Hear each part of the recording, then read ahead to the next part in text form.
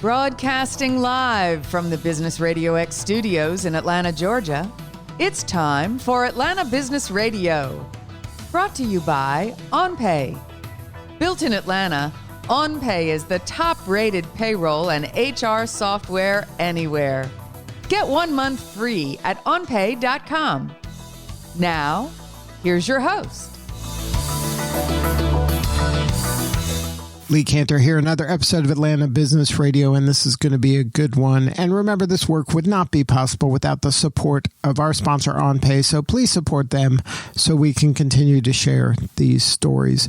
Today on Atlanta Business Radio, we got Jon Ezrine, and he is with Assurance Software. Welcome, Jon. Thank you, Lee. It's good to be here. Thank you. Now, before we get too far into things, tell us about Assurance Software. How are you serving folks? Yeah, so Assurance is the largest provider of business continuity solutions in the world, and we offer consulting, software, and staffing to help businesses prepare for and to be ready to respond to any kind of potential business disruptions. Those disruptions can be anything from a power outage in one location to a global pandemic like COVID-19. And we're owned by an Atlanta-based private equity firm called Resurgence Technology Partners, who support us strategically and financially. So now you started out in software and have expanded into consulting, or were you always involved in both? Well, we've always been involved in both, but primarily software. And we just recently acquired a company called Evolution Consulting. And Evolution has a history in the consulting practice. And so the story is very exciting because Assurance has done two very strategic acquisitions. The first was a company called Clearview Continuity, and then Evolution to help us round out that business continuity consulting capability. Now, when a company starts working with you, do they usually come in through the software door or the consulting door? They come in both ways, but a lot of times what we find is that a business will approach us and they need help figuring out what they need to do to make their business continuity program work. And so they might come looking for software, and we'll bring some consulting along with it. Now, what's the evolution of the company? What was the genesis? How did it get started?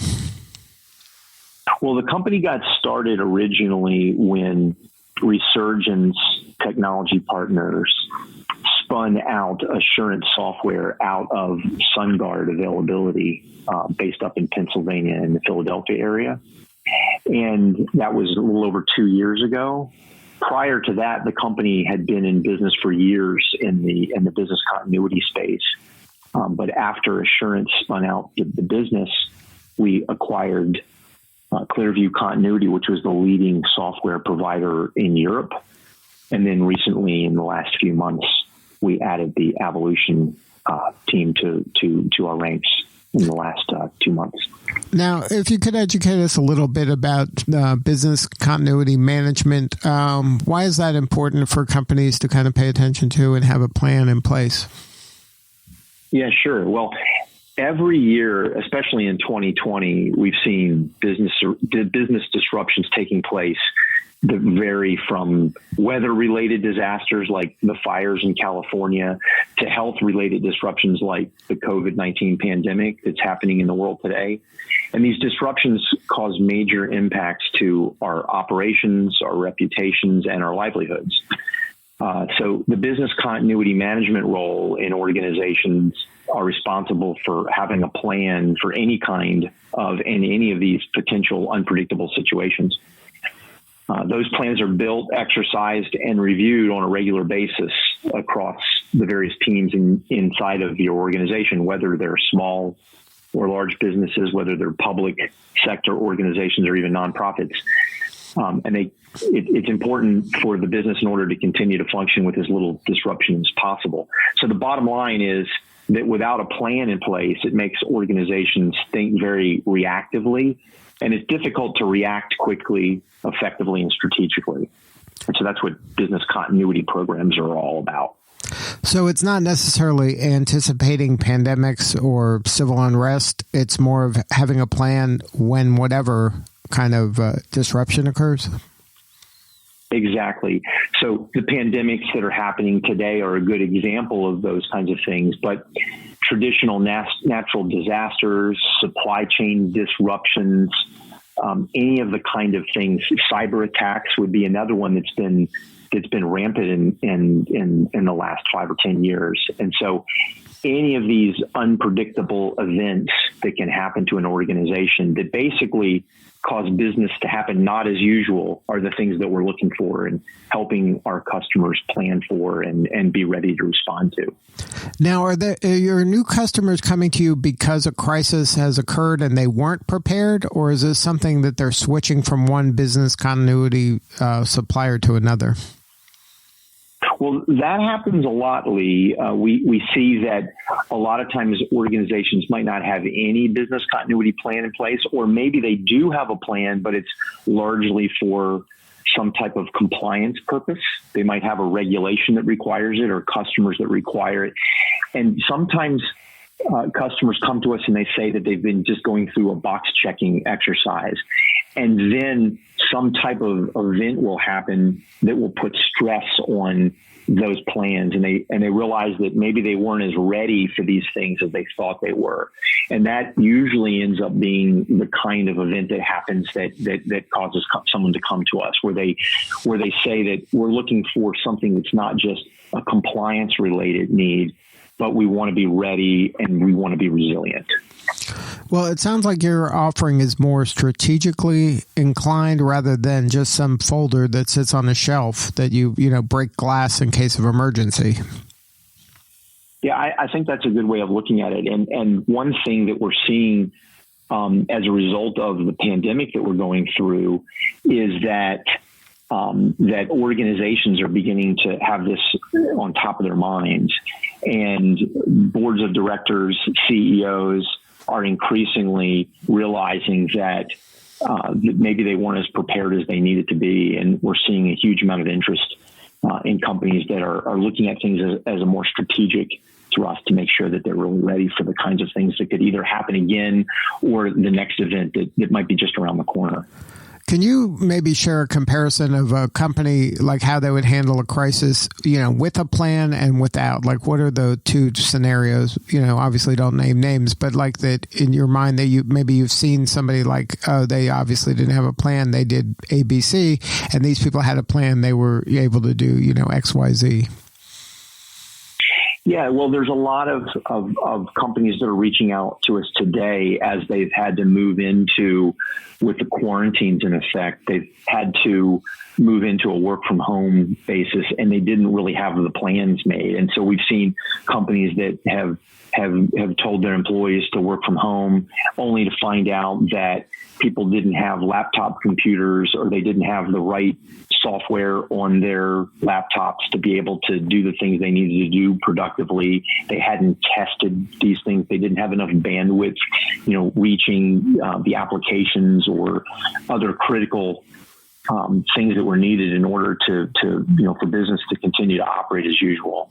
And so this reactive mode, runs into all kinds of issues and all kinds of problems.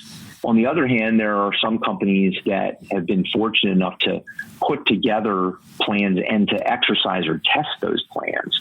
And a really sound business continuity program is all about thinking about the risks that you might have, putting plans together for them, and then exercising or testing those plans so that you can stress the areas that maybe you're not prepared for and think about them ahead of time, so that when a real issue comes up, you have practiced the ability to think on your feet and to perhaps think through some of the things that you need to be ready for.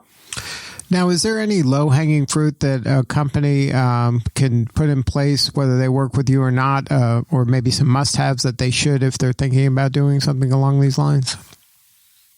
There are a number of different resources people can turn to. One of the things that I guide people to is our website at assurancesoftware.com. We've put together a pandemic resource center, which includes all kinds of guides and templates and webinars to help with either building or reviewing pandemic plans and how to get back to normal. And we're seeing a lot of traffic, a lot of people that are just using these resources to help today.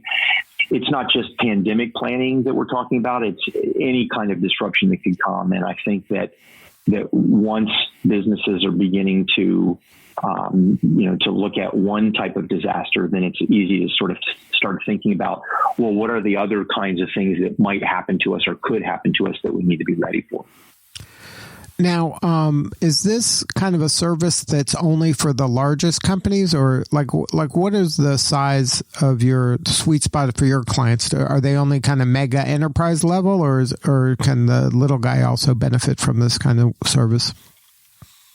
No, our customers are a full range of some of the largest enterprises, banks, insurance companies, and financial services providers, all the way down to some of the smaller mid-market companies. We have some companies that are some customers that are fewer than 100 employees.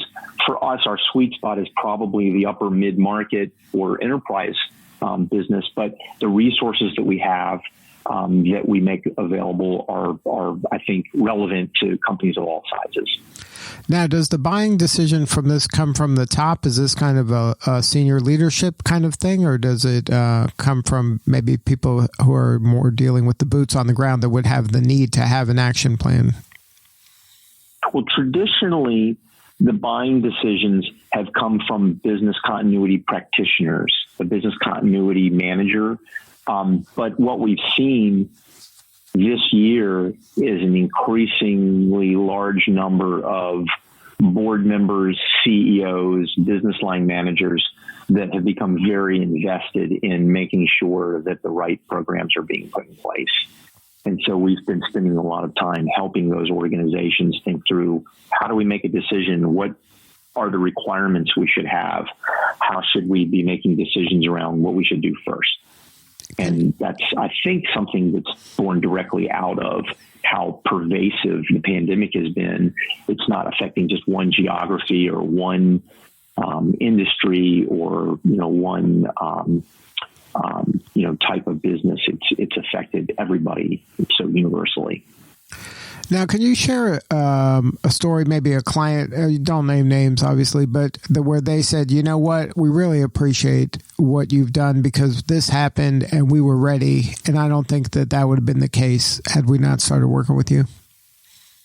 Yeah, absolutely. We have an organization that today is a fulfillment and distribution customer. And a few years back, they ran into problems with forest fires in California. And at that point in time, some of the warehouses were cut off from highways. And unfortunately, they weren't able to make deliveries and were managing things on behalf of their customers. And it was a real problem for their business.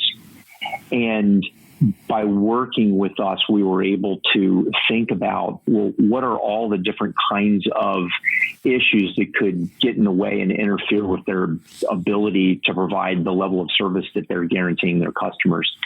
And it was very eye-opening for them that they were able to think through some of the risks that they really weren't taking seriously or didn't understand what the impact would be.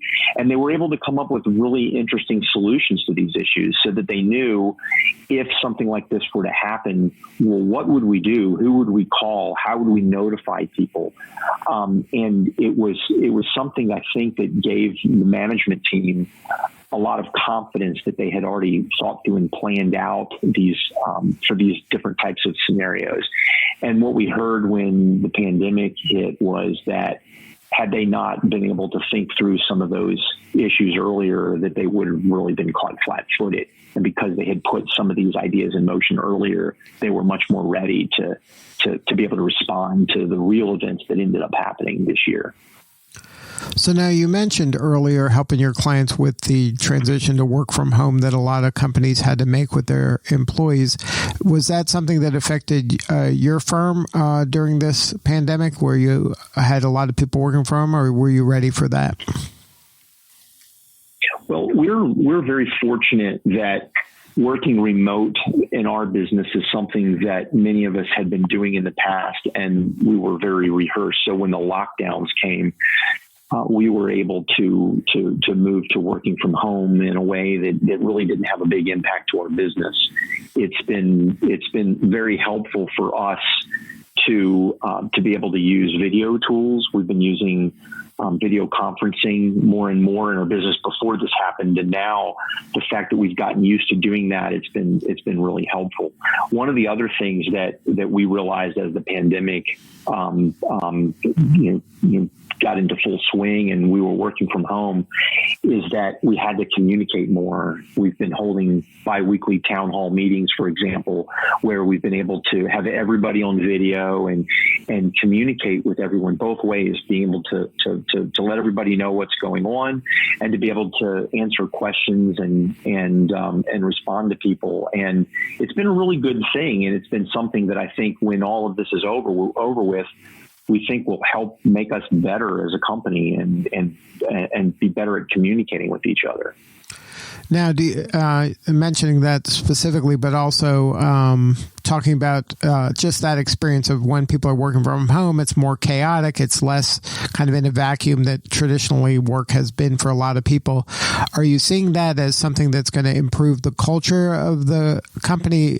And specifically what I'm saying is, you see the kid run by or the pet, or you see someone's house a little bit and they're getting to know people a little differently than, you knew them at work, but you never really kind of got to see them in their home environment. Is that something that you think is impacting cultures of company? I think it is. I've noticed that it's caused us to know something new or to learn a little bit more or to take the time to understand each other a little bit more. We sometimes jokingly refer to the children that are running into the meetings that we're having or dogs that start barking as our coworkers. And I think that I think the other thing is that balancing family and work is always challenging, but now that people are working at home, it's caused us to really think about making sure that we're taking care of our employees and that we're drawing the lines between our personal and business lives and that we're supportive of each other more than maybe that we were before when we were going into offices and we could just forget about those things or never really acknowledge those things. So I hope, and I'd like to think that when we go back to a new normal, that this will be something that we'll be able to build on and it'll improve our communication and understanding each other and the culture of our company. Do you think it's going to help people with their empathy and maybe give more grace to people that are kind of trying to juggle and balance a life? You think that this has forced everybody to kind of breathe a little bit and understand, hey, everybody's got a lot of stuff going on, I know in our company it has, that there's been a lot more patience with each other when disruptions come up.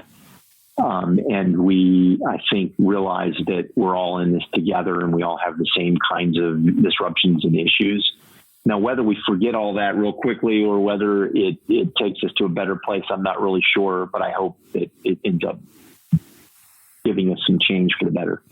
Now, are you seeing any kind of learnings, maybe silver linings from going through this that you think will transfer and that you could share with folks as we move out of the pandemic?